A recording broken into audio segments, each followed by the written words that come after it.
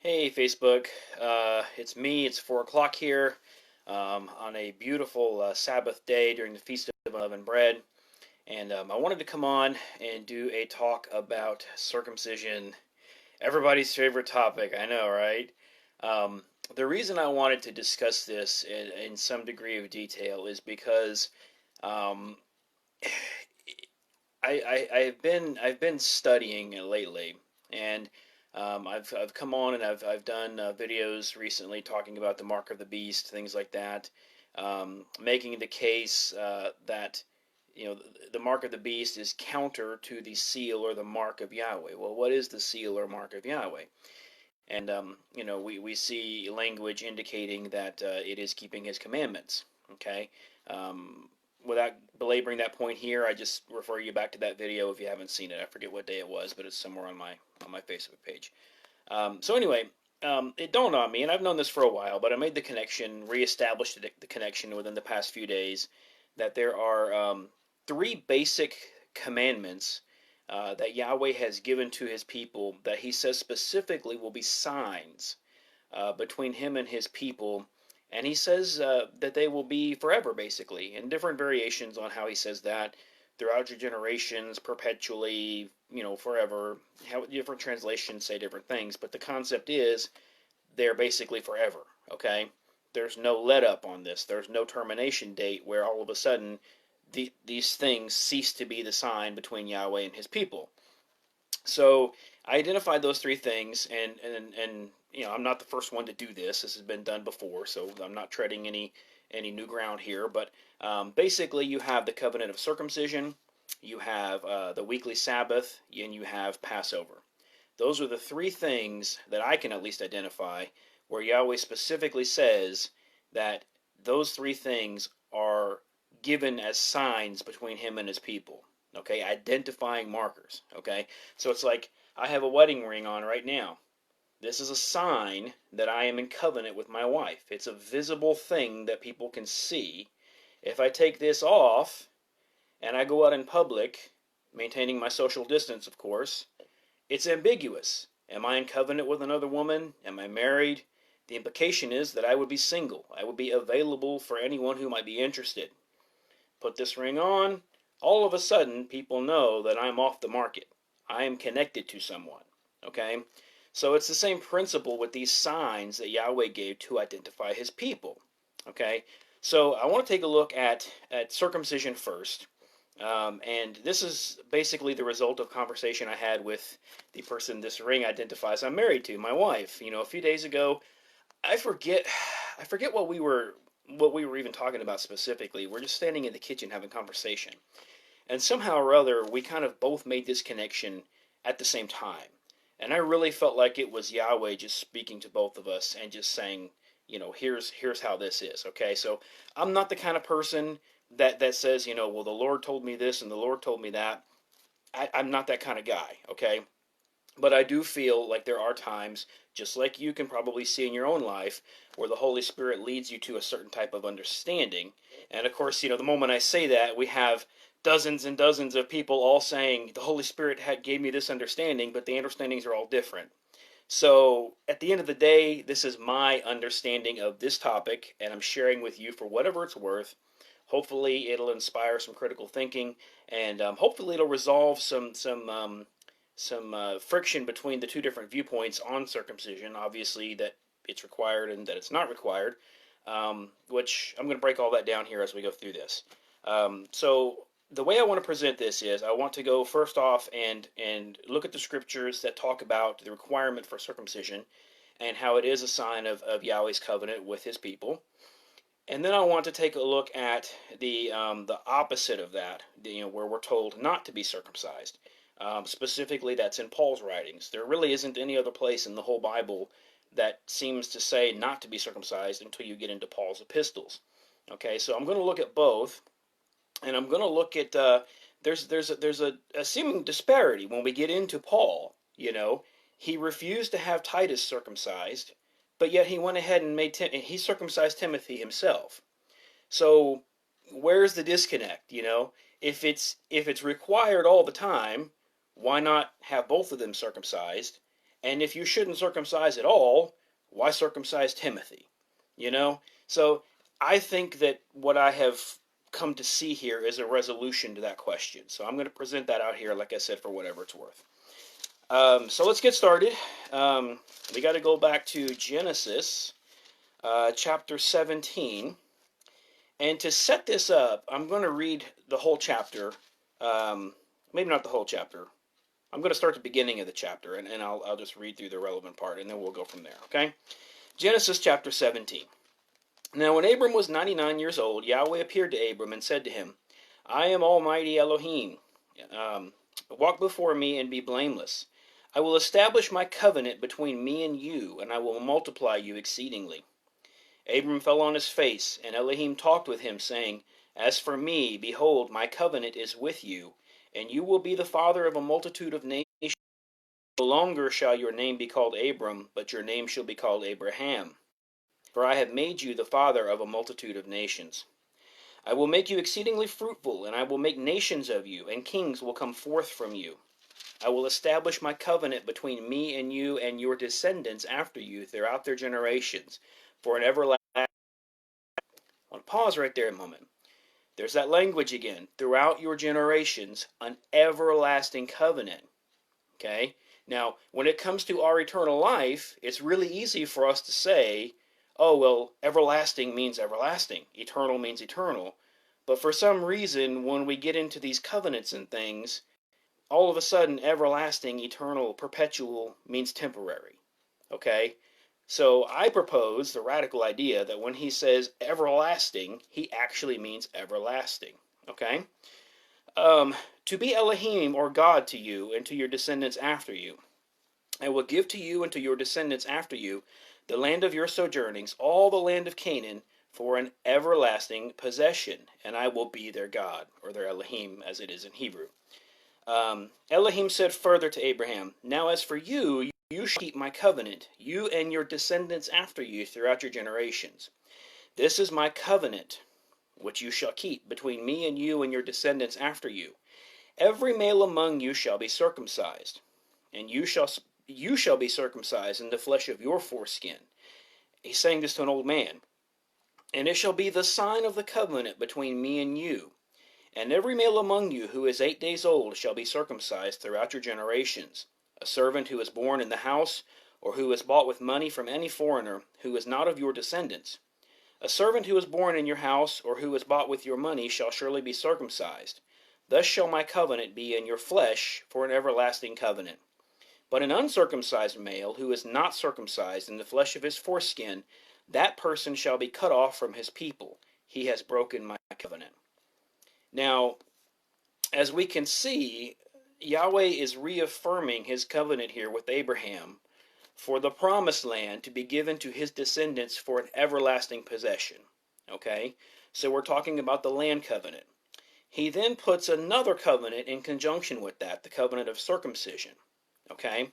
Now, this is supposed to be everlasting as well. Now, the interesting thing to me is when we get down to the end of this, and this is part of the thing that I will try to weave together and reconcile as we go through this. Verse 14, An uncircumcised male who is not circumcised in the flesh of his foreskin, that person shall be cut off from his people. He has broken my covenant. Now, there's two ways we could logically interpret that. We can interpret that as an adult who should be circumcised and chooses not to be, and chooses to remain circumcised. We could also, because the language doesn't really say one way or another, this could also apply to a child who was never circumcised, I think. It just says an uncircumcised male who is not circumcised in the flesh of his foreskin. So the language of this would imply that if I have a male son and I do not circumcise him, he is cut off. He has broken the covenant. Now this begs the question, how can an infant male enter into covenant with the Most High? How can the Most High be justified in cutting off a person who, outside of their control, was not circumcised as an infant?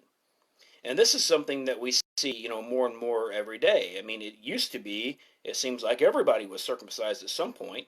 I don't know if everybody was circumcised on the eighth day, as the scriptures say, but generally it was a practice across the board just to circumcise every male. Now the culture shift is saying that's barbaric, it's cruel, you shouldn't do it, etc., etc. And so the winds of change are blowing the world away from circumcision. Okay, so but it puts a question there, at least in my mind, the way I read it, and maybe I'm off base, but how can this be held? How can an infant be held accountable to a decision that their parents make? I could understand an adult like Abraham here, choosing to enter into that covenant of circumcision and having himself circumcised with his wits about him, his faculties, and in his free will.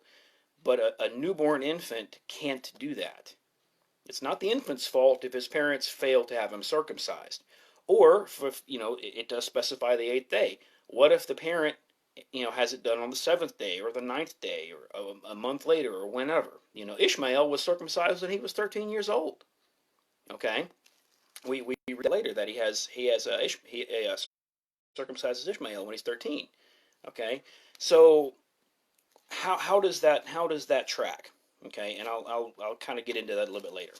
Um, the next place we really see talk of circumcision, and there is some stuff I'm going to skip over here. Like when Levi and Simeon go after the Shechemites because they seduced and defiled Dinah. They duped them into circumcising themselves so they would all be incapacitated for a while they could just go and take care of business and slaughter them all. I'm going to skip over that because I don't know that it's relevant to the point I'm trying to make here. The next place we will go, though, is in the book of Exodus. We are in Passover season, so this is timely. We're going to go to Exodus chapter 12, and we're going to start reading in verse 43. Yahweh said to Moses and Aaron, "This is the ordinance of the Passover. No foreigner is to eat of it, but every man's slave purchased with money, then he may eat of it. A sojourner or a hired servant shall not eat of it. It is to be eaten in a single house. You are not to bring forth any of the flesh outside of the house, nor are you to break any bone of it. All the congregation of Israel are to celebrate this. But if a stranger sojourns with you and celebrates the Passover to Yahweh, let all his males be circumcised, and then let him come near to celebrate it, and he shall become like a native of the land. But no uncircumcised person may eat of it. The same law shall apply to the native as to the stranger who sojourns among you." Okay, so we see here that if you want to partake of the Passover, according to this, you're required to be circumcised if you're a male. It doesn't say that there's an age restriction or an age limit. So conceivably, anyone of any age who's going to eat the Passover meal should be circumcised. Okay, so we have the covenant made with Abraham, and then we have Israel here being commanded to take the Passover, and if you're going to take the Passover, by the way, you also need to be circumcised. That's consistent so far because these are the children of Abraham. Okay, honor the covenant that was made between Yahweh, Abraham, and his descendants. These are his descendants. Okay, so that tracks so far. Now we get into so far, and this is interesting to note. So far we are pre-Sinai. Okay, we haven't gotten to Mount Sinai yet. So we have the covenant of circumcision made pre-Sinai. We have Passover instituted before Sinai. Both of them involve circumcision. Okay, so something to note there. Now we get to Sinai. Now we're going to go to Leviticus chapter 12. This is the meat and potatoes of Yahweh's Torah, of his commandments. I'm just going to start at the beginning. Leviticus chapter 12. This is the actual Torah commandment. If we're going to say the Torah is the commandments given to Moses at Mount Sinai, this is where circumcision is echoed in those commandments. Then Yahweh spoke to Moses, saying, "Speak to the sons of Israel, saying, When a woman gives birth and bears a male, then she shall be unclean for 7 days, as in the days of her menstruation she shall be unclean. On the 8th day the flesh of his foreskin shall be circumcised." Okay, so there's your commandment right there in the confines of the Torah, to circumcise your males on the 8th day after they're born. Okay, so now we have the eternal covenant with Abraham, we have it tied in with Passover, And then we have it reiterated here in the covenant of Mount Sinai that you're supposed to do this. Okay? So this is why later on, when we get into the New Testament, when Yahshua or Jesus is born, we see his parents fulfilling this. It talks about them going to the temple. It talks about him being circumcised on the 8th day. It talks about them making the offering. And of course, if I were to keep reading, you'd see what that offering is here. But basically, his parents were holding fast to this. Okay? So there's where we have the concept of circumcision established in the Tanakh, or the Old Testament, right?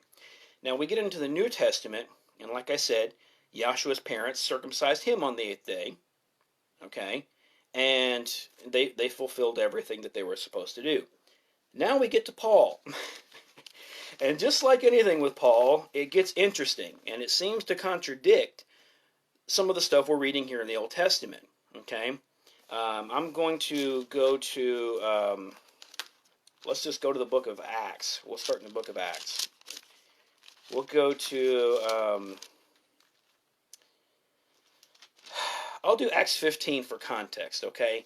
And I won't get into all of the minutiae here, but when you read your New Testament, you see the theme presented over and over again. The circumcision and the uncircumcision. Those of the circumcision, those of the uncircumcision. And we come to see as we read through that generally means the circumcision are the Jews, basically, the Sadducees, the Pharisees, etc., etc. The uncircumcision are the Gentiles, or the nations, who are being brought in by the gospel. Okay, so those are the two, factions, if you want to call them that, that we're looking at in the New Testament here. And so we get into some friction between those two groups here in Acts 15. And I'll read the whole thing here for context, because it's going to lead us to Acts 16, which is where we begin to have what I see as a conflict in Paul's interpretation of circumcision. Okay, some men came from Judea and began teaching the brethren. So the brethren here implies that these are believers. These are not just random people. These are believers in Yahshua as the Messiah, or Jesus as Christ, or however you want to say it. Okay, these are believers. Telling these believers, unless you are circumcised according to the custom of Moses, you cannot be saved. We just read the custom of Moses, right? That's the commandment specified in the Torah. That's what they're referring back to here. And when Paul and Barnabas had great dissension and debate with them, the brethren determined that Paul and Barnabas and some others of them should go up to Jerusalem to the apostles and elders concerning this issue. Therefore, being sent on their way by the assembly, they were passing through both Phoenicia and Samaria, describing in detail the conversion of the Gentiles, or the nations, and were bringing great joy to all the brethren. When they arrived at Jerusalem, they were received by the church and the apostles and the elders, and they reported all that Yahweh had done with them. But some of the sect of the Pharisees who had believed stood up, saying, "It is necessary to circumcise them and to direct them to observe the law of Moses." Okay? So I want to stop right here and highlight two things. At the beginning, unless you're circumcised according to the custom of Moses, you're saved. Okay? That's how this whole thing starts. In other words, no salvation for you unless you are circumcised. Okay? Now we're talking about it is necessary to circumcise them and direct them to observe the law of Moses. Okay? So we kind of have a little bit of a cart ahead of the horse here. Okay? Circumcision is a commandment in the law of Moses. So wouldn't the desire to be circumcised come after you have made yourself familiar with the law of Moses? In other words, once you read through the Torah, once you read through the commandments, and you come to those commandments that say you need to be circumcised to keep Passover, etc., then that should trigger your desire, if you have it, to be circumcised. But these guys are saying, no, you need to be circumcised first, and then keep the law of Moses. Okay? So that's how it reads to me anyway. The apostles, in verse 6, and the elders came together to look into this matter. After there had been much debate, Peter stood up and said to them, "Brethren, you know that in the early days Yahweh made a choice among you, that by the mouth of the Gentiles, that by my mouth the Gentiles would hear the word of the gospel and believe. And Yahweh, who knows the heart, testified to them, giving them the Holy Spirit, just as he also did to us. And he made no distinction between us and them, cleansing their hearts by faith. Now therefore, why do you put Yahweh to the test by placing upon the neck of the disciples a yoke which neither our fathers nor we have been able to bear? But we believe that we are saved through the grace of the Master Yahshua, or Jesus, in the same way as they also are. All the people kept silent, and they were listening to Barnabas and Paul as they were relating what signs and wonders Yahweh had done through them among the Gentiles. After they had stopped speaking, James answered, saying, Brethren, listen to me. Simeon has related how Yahweh first concerned himself about taking from among the Gentiles a people for his name. With this, the words of the prophets agree, just as it is written. After these things I will return, and I will rebuild the tabernacle of David which has fallen, and I will rebuild its ruins, and I will restore it, so that the rest of mankind may seek Yahweh. And all the Gentiles who are called by my name, says Yahweh, who makes these things known from long ago. Therefore it is my judgment that we do not trouble those who are turning to Yahweh from among the nations or the Gentiles, but that we write to them that they abstain from things contaminated by idols, and from fornication, and from what is strangled, and from blood. For Moses from ancient generations has in every city those who preach him, since he is read in the synagogues every Sabbath. Then it seemed good to the apostles and the elders with the whole church to choose men from among them to send to Antioch with Paul and Barnabas, Judas called Barsabbas and Silas, leading men among the brethren, and they sent this letter by them. The letter said, The apostles and the brethren who are elders to the brethren in Antioch and Syria and Cilicia, who are from the Gentiles, greetings. Since we have heard that some of our number to whom we gave no instruction have disturbed you with their words, unsettling your souls, it seemed good to us, having become one mind, to select men to send you with our beloved Barnabas and Paul, men who have risked their lives for the name of our Master Yahshua the Messiah. Therefore we have sent Judas and Silas, who themselves will also report the same things by word of mouth. For it seemed good to the Holy Spirit and to us to lay upon you no greater burden than these essentials, that you abstain from things sacrificed to idols, and from blood, and from things strangled, and from fornication. If you keep yourselves free from such things, you will do well. Farewell. Okay, so I'm going to pause there. Now, I mentioned at the outset of this, I'm trying to take a logical look at circumcision, okay? And that's the entire Bible. I try to look at it as logically as I can, okay? And I try to break free of any preconceived notions that I've had, any emotional responses, any of that, and just look at it analytically for what it actually says, okay? So we have a logical question. At this point, we know that the circumcision is a commandment in the Torah. It was given pre-Sinai, but it was reiterated in Mount Sinai and codified in that covenant, okay? So my logical question, for a decade, maybe even longer, I forget the timeline on this when they had the Council of Jerusalem, but it was at least a decade, maybe even longer, from the time of the cross when the law was supposedly done away with up until this point.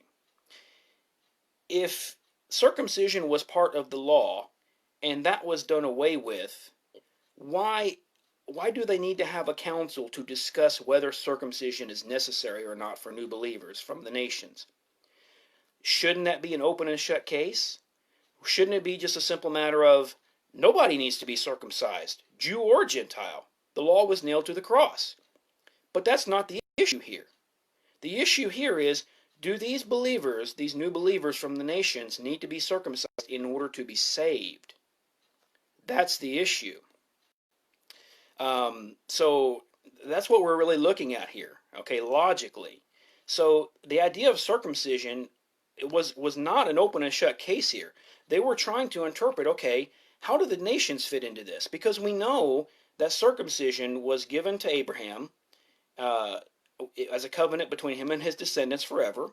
And we know that that trickled down to the Israelites, all 12 tribes, not just the Jews. And so, logically, their descendants would need to be circumcised if they're going to be part of that covenant. But how do people who are coming into the fold, who are not flesh and blood Israelites, how does circumcision apply to them? And I think that's the core of what they were trying to address here. And if you'll notice, as we go through this, they never said in this ruling, the nations, the Gentiles, don't have to ever be circumcised. They basically made the ruling, let's have them do these 4 basic things to get them into the synagogues where they can learn the customs of Moses, the law, the Torah, whatever you want to call it, Is there a difference between the law of Moses and the custom of Moses? I don't know for sure. I've seen different interpretations of that. In my own reading, they seem to be used interchangeably. I have heard others say that the actual law of Moses is the written Torah that we have in our canonized scripture. The customs of Moses might be some of the other oral stuff that the Sadducees and Pharisees added onto that as part of the traditions. These would be things like the hand washing and things like that Joshua disputed. But personally, I don't know if there is that much of a difference. To me, they tend to read interchangeably, for whatever it's worth. Okay, so that tracks us down to Acts 16. This is where we get into Timothy. Okay, now keep in mind the whole issue here was that we convened this council here in Jerusalem to decide what in order to be saved. Okay, now we chapter 16 of Acts. Paul came also to Derbe and to Lystra, and a disciple was there named Timothy, the son of a Jewish woman who was a believer, and his father was a Greek. And he was well spoken of by the brethren who were in Lystra and Iconium. Paul wanted this man to go with him, and he took him and circumcised him because of the Jews who were in those parts, for they all knew his father was a Greek. Now, if the whole idea was that the people don't need to be circumcised, okay, and I'll get to Galatians here where Paul speaks more strongly on this in a bit, but if the whole idea is that circumcision is a thing of the past, okay, and it's not required, it's not necessary in any way, shape, or form, why on earth is Paul having Timothy circumcised? And he's not just having him circumcised, he's doing it himself, okay? Now it does say that he did it because of the Jews. Now, I read at one point a write-up by John Piper. I'm pretty sure it was John Piper, and he addressed this, okay? And his basic point was, where Paul talks about, I am all things to all men, to the Jew a Jew, to the Gentile a Gentile, or however he phrases it, basically, okay?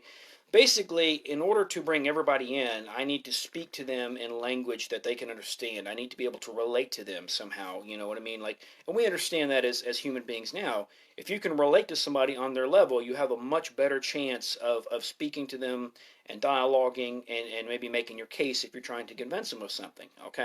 It's no different for Paul, So that's what his point was, is that he had Timothy circumcised so that when they went around to the Jews would be more accepting and actually listen to them instead of just saying, get this uncircumcised Greek out of here.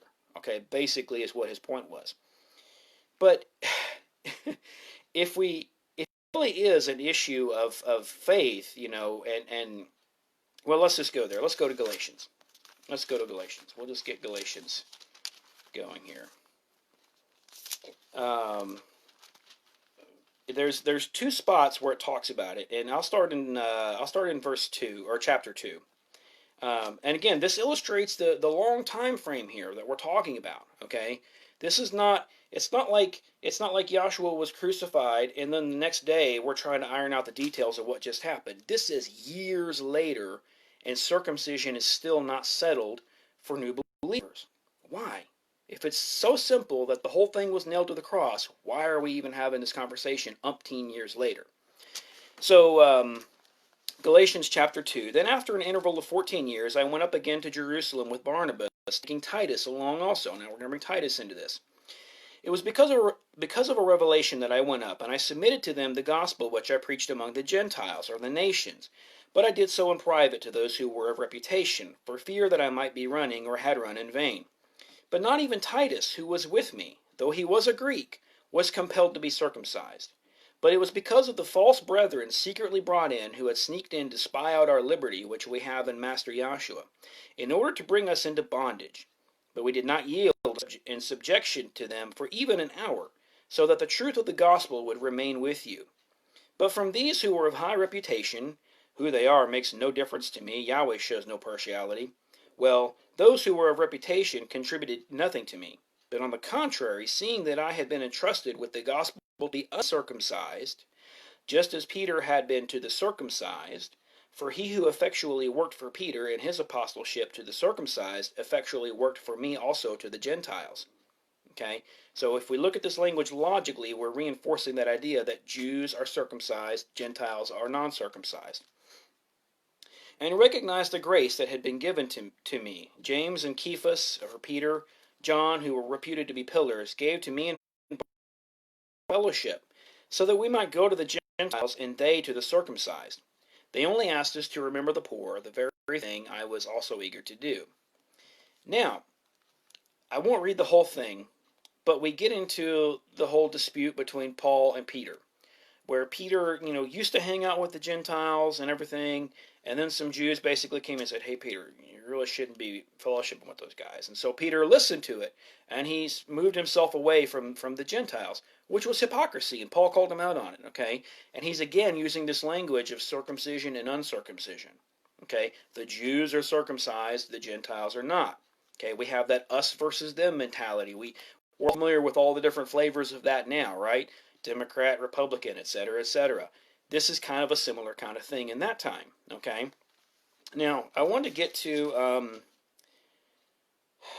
let's get to, I could read the whole thing here, but for time's sake, I'm going to skip to Galatians 5.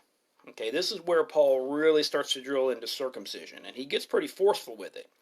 Now, as I read Paul's words here, I want you to think about how he circumcised Timothy himself back in Acts 16, but then he refused to have Titus circumcised. And think of those two cases, and let's think of how his words here fit with those two scenarios, okay? It was for freedom that Messiah set us free. Therefore keep standing firm and do not be subject again to a yoke of slavery. Behold, I, Paul, say to you that if you receive circumcision, Messiah will be of no benefit to you. Okay? Now, if we read that verse in isolation, the moment I get circumcised, the cross means nothing to me. It's irrelevant to me. The moment I get circumcised, that's out of the picture. Okay? If we read this verse in isolation, that's the point that can easily be made. We keep going, though. And I testify again to every man who receives circumcision, that he is under obligation to keep the whole law, or the Torah. You have been severed from Christ, you who are seeking to be justified by law. You have fallen from grace. For we through the Spirit, by faith, are waiting for the hope of righteousness. For in Yahshua the Messiah, neither circumcision nor uncircumcision means anything, but faith working through love. You were running well. Who hindered you from obeying the truth? This persuasion did not come from him who calls you. A little leaven leavens the whole lump of dough. I have confidence in you, in the Master, that you will adopt no other view. But the one who is disturbing you will bear his judgment, whoever he is. But I, brethren, if I still preach circumcision, why am I still persecuted? Then the stumbling block of the cross has been abolished. I wish those who were troubling you would even mutilate themselves. Okay? So, Paul is basically saying that there are people who are telling these Galatians that they have to be circumcised. And he's basically saying, I really wish they would just knock it off. And if they're so intent on circumcising you, they just need to mutilate themselves. Says the man who circumcised Timothy himself in Acts 16. Okay? Do you see the disconnect here? I mean, I can't be the only one that sees the problem here. Like, which is it, Paul? Should we be circumcised or should we not be circumcised? Okay? And so I'm going to attempt to answer that in what I see, knowing full well that I'm a human being and could be wrong. This is my opinion based on my studies.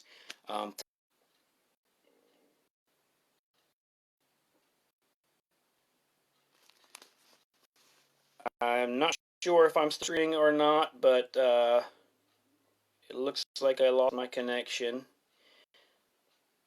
If you can see me, could somebody please comment and tell me that you can still see and hear me? I'm not sure if I'm still up or not.